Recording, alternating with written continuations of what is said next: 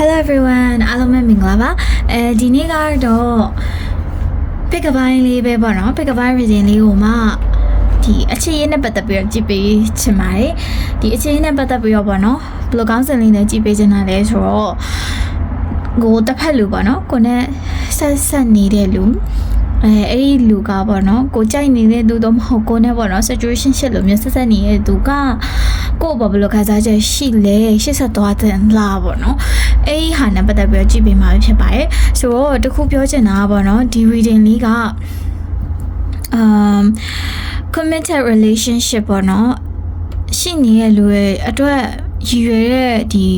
ဟာလေးမဟုတ်ဘူးပေါ့နော်ဆိုတော့ကြောင့်မလို့ကြလို့ကိုကားပေါ့နော်ကိုလက်ထပ်ဖို့ရည်ရွယ်ထားတဲ့ဒီရေရှည်သွားဖို့ရည်ရွယ်ထားတဲ့ပါနာရှိရဲ့အဲ့လူတွေကြည့်ချင်တာဆိုရှင်တော့ဒီ tarot reading လေးရပါတော့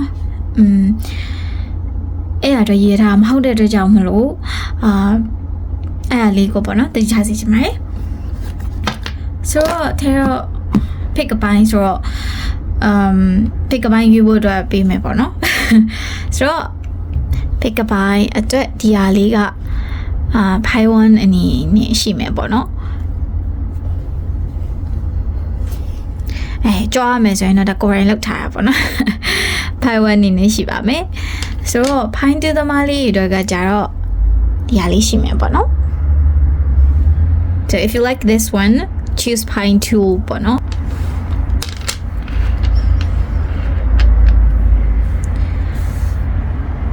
Okay, so pine 1 and pine 2ပေါ့နော်အချိန်လေးပေးပြီးတော့ရွေးချယ်လိုက်ပါ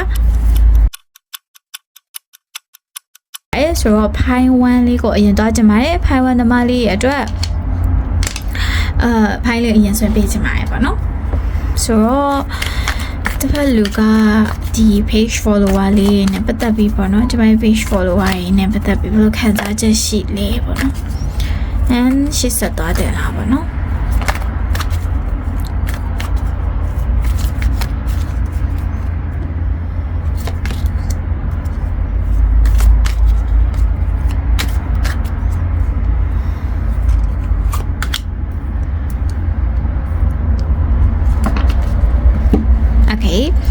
ဆိုတော့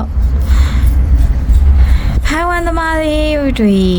နဲ့ဆက်နေတဲ့တစ်ဖက်လူကပေါ့နော်ပွင့်လင်းပြောရမယ်ဆိုလို့ရှိရင်တို့ကဖိုင်ဝမ်သမားလေးနဲ့ပတ်သက်ပြီးပေါ့နော်တေချာတဲ့ feeling မရှိဘူးပေါ့နော် like they like you but နေရှိစသွားချင်တာလားမသွားချင်တာလားအဲ့လိုနည်းနည်းပေါ့နော်တွေ့ရတဲ့ပုံစံမျိုးလေးတွေ့ရတယ်ဆိုတော့ sign အနေနဲ့ကြတော့ပေါ့နော်ဘာလေးတွေ့ရလဲဆိုတော့ Pisces and then Leo and also like water signs but a lot of water signs I'm feeling a lot of water signs and also Cancer so ပေါ့နော်တစ်ဖက်လူကပြောရမယ်ဆိုရှင်မသိချဘူးပေါ့နော်ဒီခါပွင့်လင်းပြောမသိချဘူးသူတို့မှအဲ့လိုကိုနဲ့ပတ်သက်ပြီးရှင်းဆက်သွားခြင်းနဲ့စိတ်လည်းရှိရဲ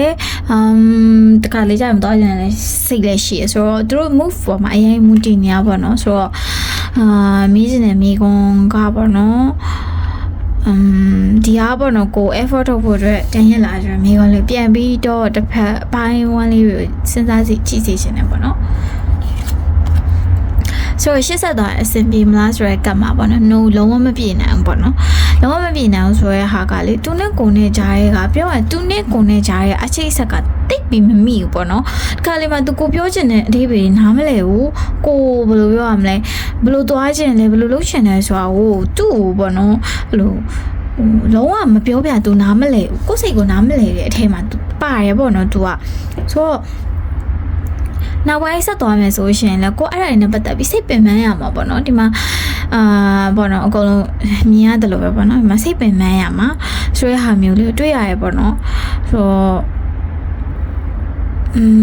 ရှေ့ဆက်သွားဖို့အတွက်ကတော့ဒီတိတ်ပြီးတော့ပေါ့နော်ဟိုမဖြစ်စေချင်ဒီမှာဆိုရှင်ရင်ပေါ့နော်ပုံလေးကိုပဲတစ်ချက်ကြည့်မယ်ဆိုရင်တောင်ကကိုကဖိုင်ဝမ်သမားလေးအမျိုးသားဖြစ်မယ်ဆိုရှင်တစ်ဖက်အမျိုးသမီးကကိုနဲ့ communicate လုပ်ရှင်တဲ့စီမရှိဘူးပေါ့နော်အဲ့တော့ကိုဒီဖိုင်ဝမ်ရွေးချယ်ထားတဲ့လူတွေကပေါ့နော် main ကလေးဖြစ်မယ်ဆိုရှင်လည်းတစ်ဖက်လူကဒီ ကိုပြောတာတွေနားမလဲလို့ပေါ့နော်မျက်ကွယ်ပြုထားတဲ့ပုံစံကိုကမျက်ကွယ်ပြုရတဲ့ပုံစံမျိုးလေးကိုမြင်ရတယ်ပေါ့နော်ဆိုတော့ကြောင့်မလို့ဒီမှာ connection ဆိုတဲ့ဟာကိုမမြင်မိရဲ့အတွက်ကြောင့်မလို့ရှေ့ဆက်သွားဖို့အတွက်ကတော့ကိုအနေနဲ့ကတော့တိတ်ပြီးတော့အားမပေးတဲ့ဒီ relationship လို့ပြောလို့ရရပါတော့ဆိုတော့တစ်ချက်လောက်ပြန်ပြီးတော့စဉ်းစားကြည့်စေချင်ပါတယ်ဘိုင်1သမားလေးအတွက်ပေါ့နော်ဆိုတော့ဘိုင်2သမားလေးတွေရောက်လာပါပြီဒီဘိုင်2ရွေးချယ်ထားတဲ့ဘိုင်2သမားလေးတွေအတွက်တစ်ဖက်လူကကိုယ့်ဘယ်လိုခံစားချက်ရှိလဲရှေ့ဆက်သွားတင်လားနောက်ဆုံးတင်လားပေါ့နော်ရှေ့ဆက်သွားဖို့ထမ်းရလာတာနဲ့ပတ်သက်ပြီးကြည့်ပေးမှာပဲဖြစ်ပါတယ်ဆိုတော့ဘိုင်2သမားလေးတွေအတွက် reading ပဲဖြစ်ပါတယ်ရှင်ဟုတ်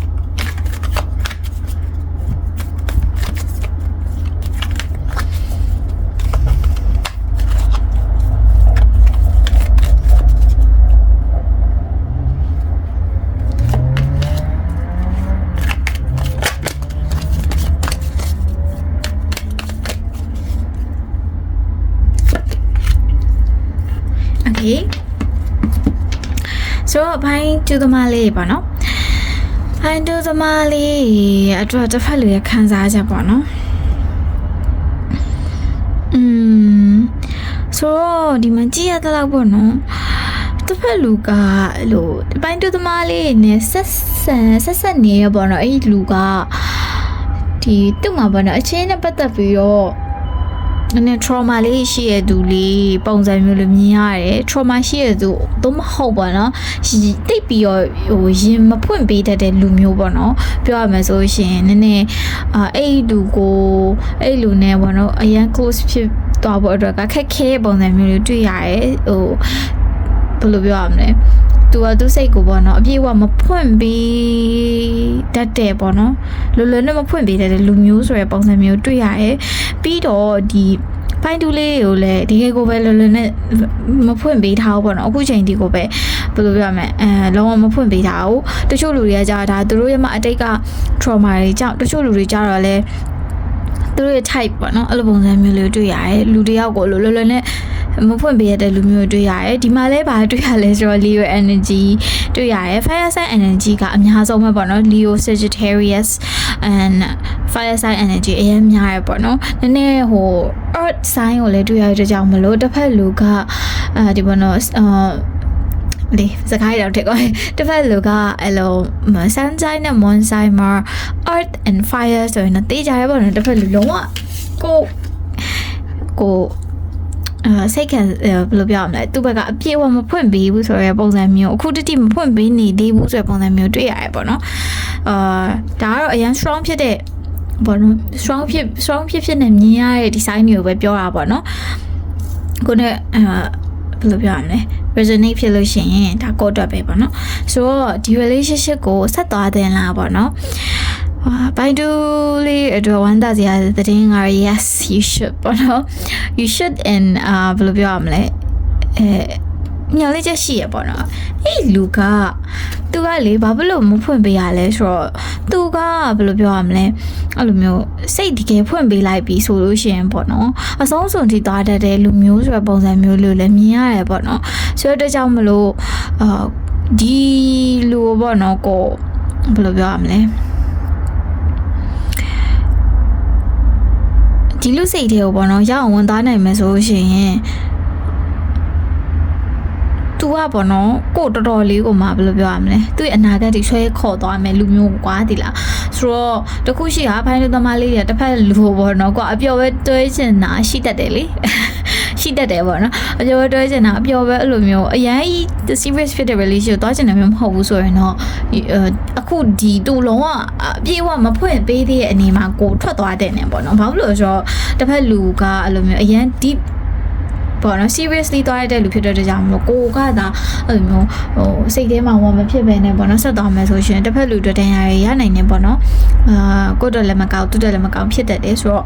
တကယ်လို့မှကိုကပေါ့နော်ဒီလို serious ဖြစ်တယ်ဆိုရှင်နည်းနည်းလေးဆက်ကြိုးစားကြည့်ပါအောင်ဆိုရဟာလေးကိုအကျဉ်းချပေးချင်ပါတယ်ရှင် Okay ဆိုတော့အားလုံးပဲအခုနောက်ဆုံးကြည့်ပေးကြလို့ကျေးဇူးများတင်ပါတယ်ဆိုတော့ဒီနေ့တော့ fine reading လေးကဒီလောက်ပါပဲရှင်ဒီ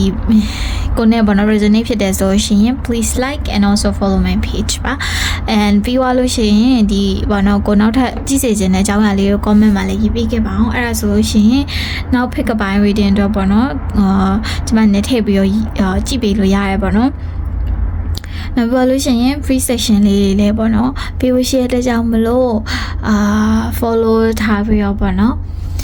ဗာလေ notification လေး on ထားပေးပါလို့လည်းပြောချင်ပါတယ်ရှင် so အားလုံးပဲဒီနေ့ဒီလောက်ပါပဲ bye bye